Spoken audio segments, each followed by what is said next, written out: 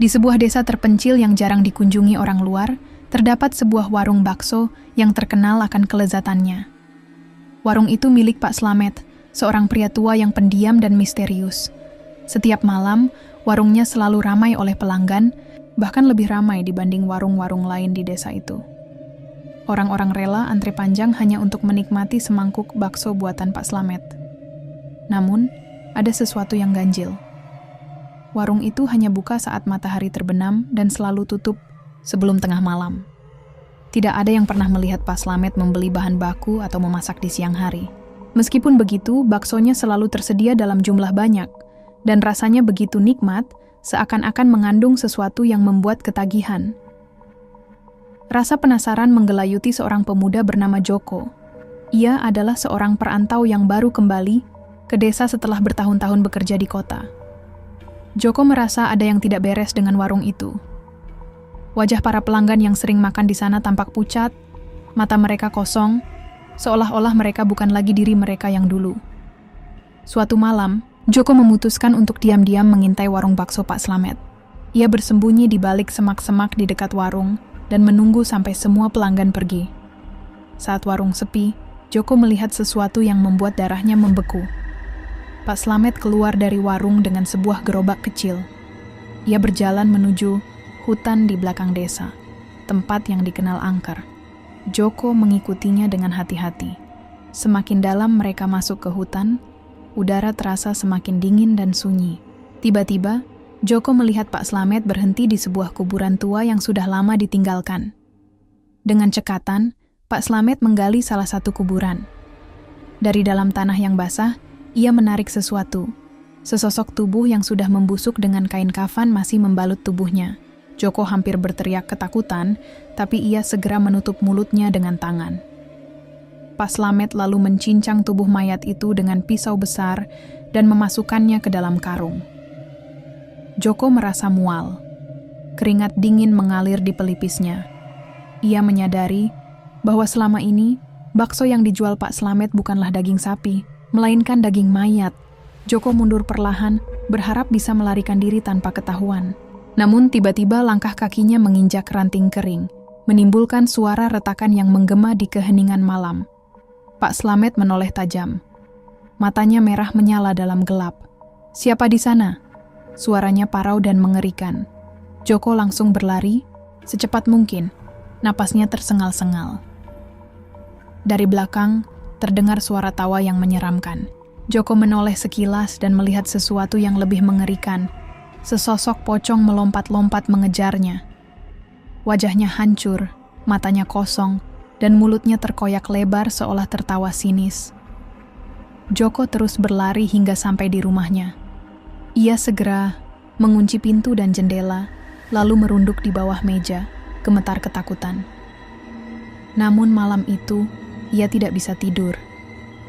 Dari luar, terdengar suara langkah menyeret-nyeret, disertai bisikan lirih, "Makanlah bakso ini, kau akan menyukainya." Keesokan harinya, warung bakso Pak Slamet masih tetap buka seperti biasa. Para pelanggan tetap berdatangan dengan wajah pucat dan mata kosong. Namun, Joko tidak ada di antara mereka. Tidak ada yang tahu kemana Joko menghilang. Satu-satunya yang tersisa darinya adalah sepasang sandal yang tergeletak di depan rumahnya.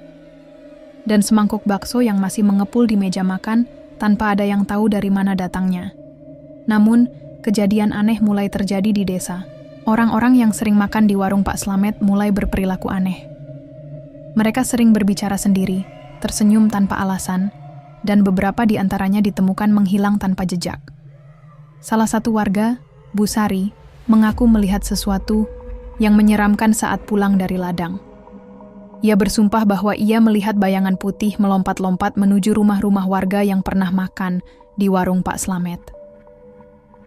Malam itu, seorang anak kecil bernama Budi menangis histeris. Ibunya mencoba menenangkannya, tetapi Budi terus menunjuk ke arah jendela. Dengan gemetar sang ibu menoleh dan melihat sesosok pocong berdiri di luar jendela, menatap mereka dengan senyum mengerikan. Ketika ia menjerit dan memanggil tetangga, pocong itu menghilang begitu saja dalam gelap. Desa mulai dilanda ketakutan. Orang-orang takut keluar malam, takut bahkan untuk menyebut nama Pak Slamet. Hingga akhirnya, seorang dukun bernama Mbah Karto datang ke desa. Ia mengatakan bahwa ada roh penasaran yang terus meneror desa, dan sumbernya berasal dari warung bakso Pak Slamet. Malam itu, Mbah Karto dan beberapa warga pemberani mendatangi warung tersebut. Mereka membawa sesajen dan mantra untuk mengusir roh jahat. Saat mereka tiba, warung itu tampak kosong dan sunyi. Namun, begitu mereka melangkah masuk, aroma anyir menyengat hidung mereka.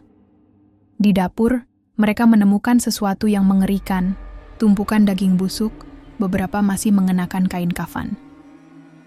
Tiba-tiba, terdengar suara tawa yang menyeramkan. Pak Slamet muncul entah dari mana. Matanya merah menyala, dan tubuhnya perlahan berubah. Kulitnya mengelupas, tangannya berubah menjadi panjang dengan kuku tajam. Kalian tidak seharusnya ada di sini. Suaranya terdengar seperti bisikan kematian. Seketika, lampu di warung padam. Jeritan terdengar di udara, dan satu persatu warga yang datang mulai menghilang dalam gelap. Hanya Mbah Karto yang tetap berdiri, menggenggam erat jimat di tangannya. Dengan suara lantang, ia mengucapkan mantra pemanggil roh. Seketika, suara jeritan semakin menggila, dan bayangan putih mulai bermunculan dari segala arah.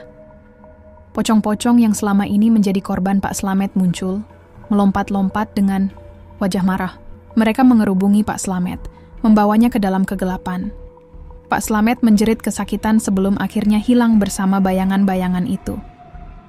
Saat fajar menyingsing, warung bakso Pak Slamet sudah rata dengan tanah, seakan-akan tidak pernah ada di sana. Sejak hari itu, desa kembali tentram. Namun, beberapa orang mengaku masih mendengar suara bisikan di malam hari, seakan-akan ada yang masih ingin menawarkan semangkuk bakso kepada mereka.